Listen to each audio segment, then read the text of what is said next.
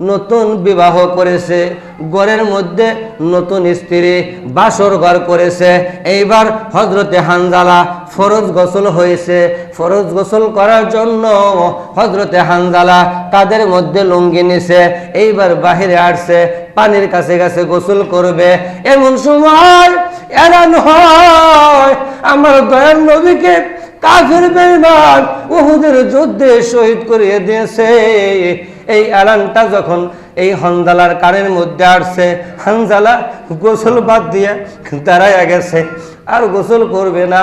এইবার দরজার আড়াল থেকে স্ত্রীকে ডাক দেয়া বলে, প্রাণের স্ত্রী রে, ও বিবি, আমাকে বিদায় দে রে, আমার বিদায় করে দে। আমি এখন যুদ্ধের ময়দানে যাব, আমার দয়াল নবীকে শহীদ করিয়া দিয়েছে, আমি হানজালা এই দুনিয়ায় বেঁচে থাকতে চাই না। প্রাণের স্ত্রী ঘরের মধ্যে থেকে আওয়াজ দেয়, ও প্রাণের স্বামী, রাত্রিবেলা বাসর ঘরে অন্ধকারের ভিতর আমি তোমার চেহারাটা ভালো করে দেখতে পারি নাই, একটু তুমি ভিতরে আসো, আমি প্রাণ ভরে আমি তোমাকে একটু দেখে দেই।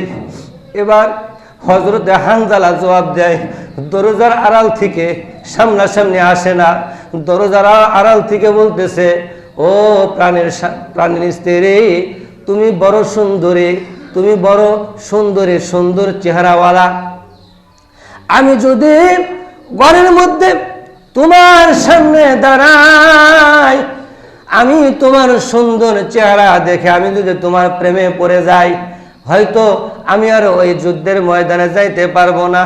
আল্লাহ পাক রব্বুল আলামিন হাসরের ময়দানে আমাকে জিজ্ঞাসা করবে, হানজালা রে, তোমার নবী উহুদের ময়দানে শহীদ হয়ে যায়, আর তুমি হানজালা নতুন স্ত্রী ঘরের মধ্যে নিয়ে তুমি আনন্দ করো।